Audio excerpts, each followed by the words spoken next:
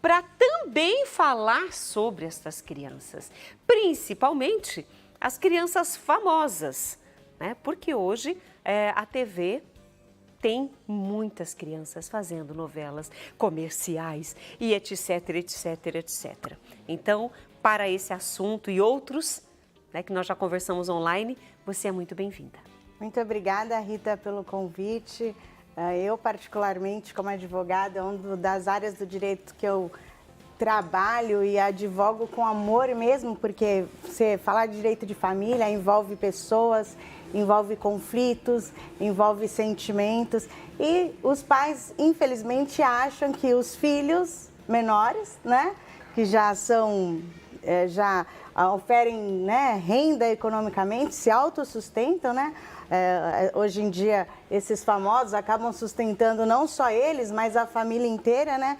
Os pais acabam confundindo que essa renda, esse patrimônio é dos pais, quando em verdade os pais só são meros usufrutuários. Eles estão ali apenas para administrar os bens desses menores, até que eles atinjam a maioridade ou até que eles atinjam 16 anos, porque com 16 anos você pode, o adolescente pode se emancipar. E aí na emancipação ele já consegue administrar os próprios bens, né? Ou seja, vamos colocar uma dessas atrizes pequenas que com 5, 6 anos, né, não tem condições de cuidar do seu patrimônio, tá recebendo seu dinheirinho, tá fazendo sucesso, tá entrando grana, o olhinho do papai e da mamãe cresce. Essa mamãe não tem o direito de pegar todo o dinheiro dela e ir lá para o shopping gastar em dinheiro, com coisas do jeito que ela sempre teve vontade de ter. Não. Jamais, não pode. Isso é uma irresponsabilidade. Isso é até crime. A gente chama-se de abuso financeiro ou violência financeira. A Lei Maria da Penha, isso é crime. Os pais, eles são representantes dos menores até eles atingirem a maioridade, seja pela emancipação após os 16 anos 16, né? ou quando completam 18 anos. São mero administradores. Eles não podem transferir, na medida que essas crianças, esses jovens vão adquirindo muita fortuna, os pais não podem pegar essa fortuna e adquirir bens em nome próprio. Né? Não pode pegar essa fortuna e gastar como bem entende. Até porque quando esse jovem, né, atingir a maioridade, ele vai falar, opa, ganhei tanto dinheiro no passado e o meu patrimônio hoje não corresponde ao que eu ganhava no passado. E aí esse jovem, percebendo esse abuso financeiro por parte dos pais, percebendo essa violência financeira, ele pode entrar com uma ação de prestação de contas contra os pais. Né? Quando ele atinge a maioridade, ele pode ir na justiça, pedir a prestação de contas, desde que seja evidente e comprovado que realmente os pais agiram com abuso financeiro. E aí, já pensou se as contas, os pais não conseguem prestar as contas ou acabam sendo demonstrado num processo que o dinheiro foi gasto não com os menores, né? Não com o menor? E aí vai ter que devolver o dinheiro mal gasto dos últimos 5 anos. Então é importante que os pais, né, tenham uma assessoria jurídica, vai constituir uma empresa para administrar a fortuna daquele menor. Os pais como representantes, administradores dessa pessoa jurídica, assim que o jovem completar a maioridade, já transferir as cotas da sociedade para esse jovem, né, que passa a ser adulto maior de 18 anos. É importante que nesse período o pai faça a retirada de um prolabore. É como se fosse um salário pela administração. Pela administração, até porque o pai se dedica, né? Ele que leva para as entrevistas, para as gravações.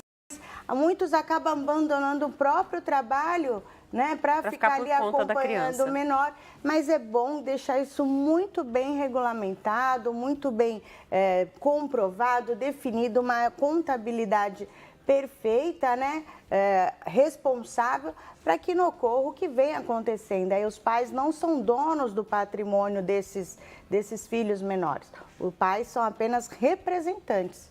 Agora, é só tentando entender. esses pais são representantes. E muitas vezes a gente ouve na mídia o termo abusador. Então, como a gente define? Porque essa criança não tem a noção do quanto ela ganha, do quanto está gastando, não se tem. Claro, essa criança vai ter custos também, com roupas, eventos, gravações, locação, enfim. Como esse administrador, pai e mãe, devem se portar com essa criança? Por exemplo, eles estão vendo que o volume é grande, vão fazer um investimento. Teriam que pedir autorização para o dono do dinheiro, que é a criança, mas a criança não tem essa condição.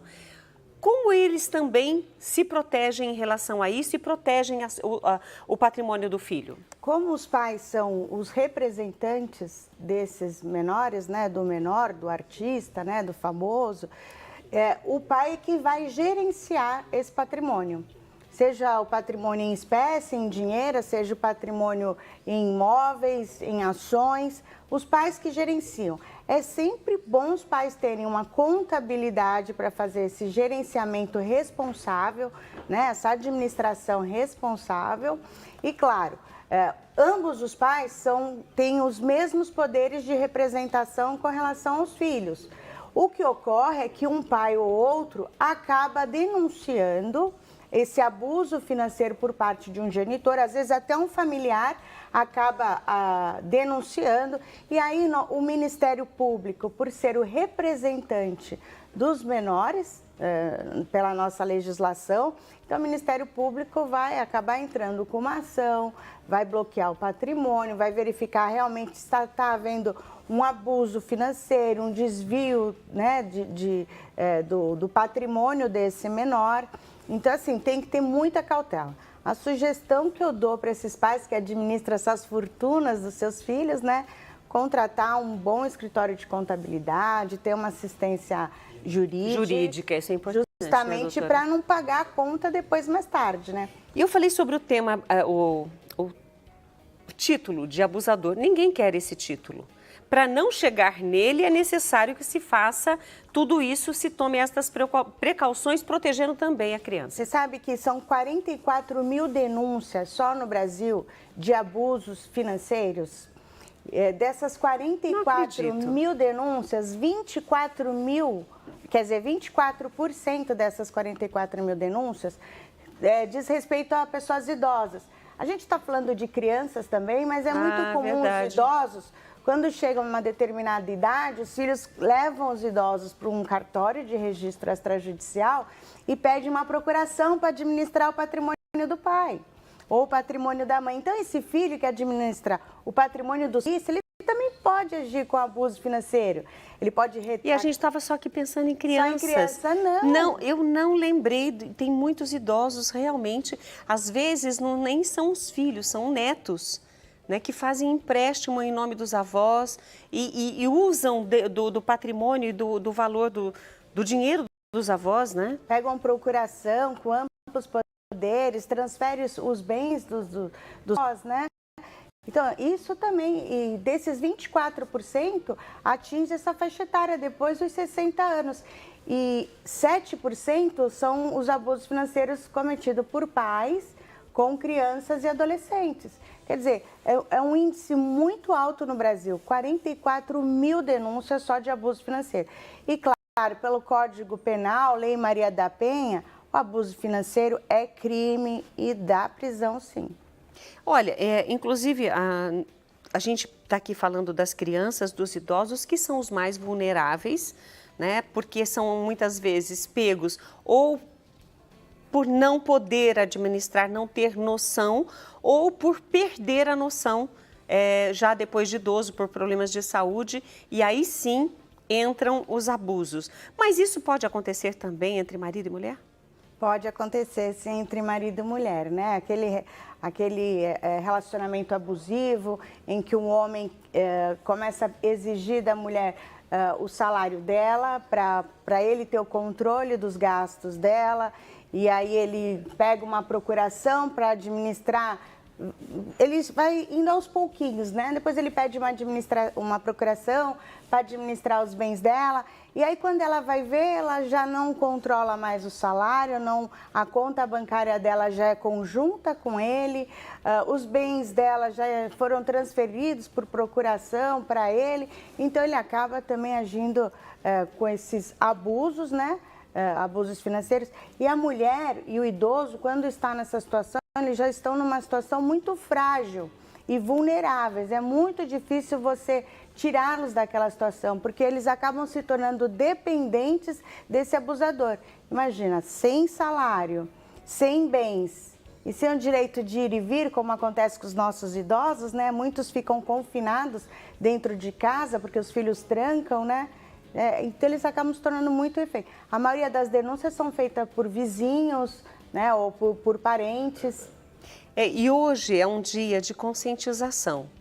Hoje é um dia, nós vimos aí no Você Pode Ser Feliz, o padre Anderson falando sobre a violência contra a mulher, mas são várias violências. E a gente está falando aqui, a doutora falou sobre o termo violência financeira, e a gente ouve falar tão pouco sobre isso. E hoje a gente notou que a violência não é só a violência contra a mulher, não é só a violência psicológica, não é só a violência física, mas existem muitas violências que podem acontecer com as crianças, como nós colocamos, os idosos, que foi o nosso segundo tema, mas mulheres, né, que ainda sofrem essa violência com esse domínio por parte do marido, que pede tudo que ela tem para que ele possa controlá-la ao máximo. Quer dizer, isso também é uma violência. Sim, tá. A previsão é crime, está na Lei Maria da Penha, o abuso financeiro, e basta uma denúncia para que o Ministério Público intervenha. Com relação aos idosos, tem a intervenção do Ministério Público, com relação aos menores, também tem a intervenção do Ministério Público. A nossa querida Maju, um beijo para Maju. Ela colocou uma pergunta aqui, né, que quando o homem humilha, manipula a vítima por ser o único provedor, quando ele não deixa a mulher trabalhar, porque nós falamos aqui da mulher que trabalha e tem que entregar o salário todo, mas quando ele não a deixa trabalhar, né, e tem filhos, e ele fica ali o tempo todo fazendo essa pressão, dizendo, sou eu que ganho, eu que sustento a casa, eu que ir fazendo o que quer. Isso também está na lei. Isso é crime. É uma violência moral. É uma violência moral, tem tipificação também na Lei Maria da Penha, Código Penal, esses maus tratos, relacionamento abusivo, também a mulher pode denunciar, existem os canais de denúncia desses maus tratos, pedir para que esse agressor, né, esse marido, ela vá buscar uma medida protetiva para afastá-lo do lar, né, para que ela possa viver sem esse abuso moral. Eu até, já que hoje é o dia da gente falar sobre isso também, doutora, eu vou aproveitar a sua competência profissional para nos orientar. Quando a mulher não se sente apoiada pela família, ela não tem para onde ir, ela não sabe que tem que denunciar, de que forma nós que estamos do lado de fora, muitas vezes vizinhos que você citou, muitas vezes uma pessoa da família até um pouco mais distante, que não sanguíneo, né, que não tenha o mesmo sangue, a pessoa vê aquilo acontecendo e ninguém pode falar nada, mas essa pessoa pode tomar uma atitude para ajudar essa pessoa, porque ela não vai conseguir acesso. A pessoa sempre fala, não, tá tudo bem, não, eu caí da escada, não, é que eu fui pegar o armário caiu em cima. Sempre tem uma desculpa, e eu tenho dó dessas mulheres também, né? Dó não, eu tenho pena, né? Porque é uma situação que ninguém quer viver. Como nós que estamos do lado de fora, vendo tudo isso, podemos ajudar? Olha, você sabe que alguns anos atrás a gente brincava, né? Chama o síndico. Só para você ter uma ideia, quando a gente fala chama o vizinho, né? Ou o vizinho, seja vizinho de um edifício ou vizinho de residência, né? Então, nós advogados criamos essa brincadeira de chama o síndico, né? Denuncia, liga, faça alguma coisa. Até o síndico também tem essa responsabilidade de denunciar também, é lei, está no Código Civil, você tem que denunciar. A mulher, você faz a denúncia, a polícia militar vai até o local, verifica realmente se aquela pessoa é vítima de abuso físico ou abuso emocional. A mulher que é vítima também pode estar realizando um boletim de ocorrência, contrata um advogado de sua confiança, pede uma medida protetiva para afastar esse agressor do lar e tenta buscar aí alguns recursos, né? Cada município, cada estado aí tem recursos, tem benefícios, né? Que amparam essas mulheres vítimas de abuso moral, vítimas de violência sexual, vítimas de violências domésticas. E eu até vou pedir ao Will. Will, você pega, por favor, o meu celular e eu quero ver se o pessoal está participando, também tirando dúvidas, porque hoje nós estamos aproveitando aqui, ela que já esteve conosco aqui no Mulher.com, mais online, fez a promessa de vir pessoalmente, ela é da cidade de Santos, especializada nesta área da família. Pode trazer aqui, Will. Obrigada, viu, querido? Especializada nesse direito da família. Então, é um prazer poder recebê-la aqui, viu? É um prazer. E esse é um tema em que é tão extenso, não, doutora? Muito extenso. Direito de família, ele envolve todo o relacionamento, né? Toda a convivência, né? Desde o casamento, desde a da administração dos bens, desde os regimes do casamento, como o casal vai se comportar emocionalmente, fisicamente. Então, o direito da família, ele é bem amplo, alimentos, né, guarda, e assim vai. E olha, eu aproveito para agradecer todas as pessoas que estão aqui conosco, né? A Maria Geralda Rocha, de Mercês, Minas Gerais, colocou aqui: boa tarde, Rita, saudades. É muito bom. Some. Ah, coisa... Volta já. Não tem problema, já eu consigo colocar aqui de novo. Agradeço o convite, como você falou, eu vim de Santos, uma honra. Eu vim com a minha irmã hoje, que está aqui no estúdio comigo, a Adriana, Adriana, né? Faria. Cadê a Adriana? Obrigada por estar aqui conosco, viu? São 4 horas de estrada, né? Eu falei, vou levar minha motorista para eu poder ficar. Mas é uma honra estar aqui, realmente. E olha, a Maria Geralda, ela diz assim, doutora, só para finalizar o que ela falou aqui. Saudades, é muito bom falar sobre o assunto Lei Maria da Penha. As mulheres têm medo de denunciar. É verdade, as mulheres têm medo de... E a Maria que denuncia acaba desistindo, faz o boletim de ocorrência e não dá prosseguimento. Porque o boletim de ocorrência, não adianta você fazer o boletim de ocorrência e não dar sequência, né? Você tem 6 meses para entrar com a queixa-crime e demais medidas penais. Se você não der sequência, o boletim de ocorrência ele vai simplesmente parar embaixo da gaveta. E a mulher sempre acaba acreditando de que aquele homem mudou, que aquele agressor... que ele promete que não vai fazer mais isso, né? É verdade. Ela acaba caindo. Só que as agressões começam nas palavras, elas aumentam para um tapa, daqui a pouco aumentam para lesões mais graves. Então, assim, a mulher tem que ficar muito atenta o comportamento do homem, começou a proferir palavras que desmoralize, que menospreze, que diminua a mulher, então ela começa a ficar atenta, porque isso já é indício de maus tratos e de uma pessoa capaz de cometer outros crimes, como lesão corporal grave, até homicídio. Né? Até homicídio. Isso, infelizmente, a gente ouve muitas vezes e a gente fica triste, porque a gente fala, essa era uma mulher que só queria ser feliz, né? Mas tiraram tudo dela, inclusive a vida. E nós não queremos que isso aconteça com você que está assistindo hoje, não queremos que aconteça com ninguém. E lembrando que a Lei Maria da Penha não protege somente as mulheres, mas inclusive homens que sofrem violência, por incrível que pareça. A gente não vê isso nos jornais, não vê nos noticiários, mas isso acontece também, né, doutora? Bastante, principalmente quando acaba o amor, começam as brigas, né, o divórcio. E aí começa a aparecer mulher articulando vídeos para tentar afastar os filhos do pai, e aí por aí vai. Doutora, Muito Eu que bem-vinda. agradeço. Estou tão feliz de você estar aqui. E o convite para você e a Adriana experimentarem a receita do chefe daqui a pouquinho, porque é a receita do coração de alguém que eu nem tive tempo ainda com ele de conversar a respeito, mas são muito bem-vindas. Eu que agradeço o convite. Vou ficar aqui só vendo essa receita do coração, né? E olhe, para o pessoal de Santos aí, a doutora tem um programa toda quinta-feira. Doutora, pode falar. Programa na rádio 107,7.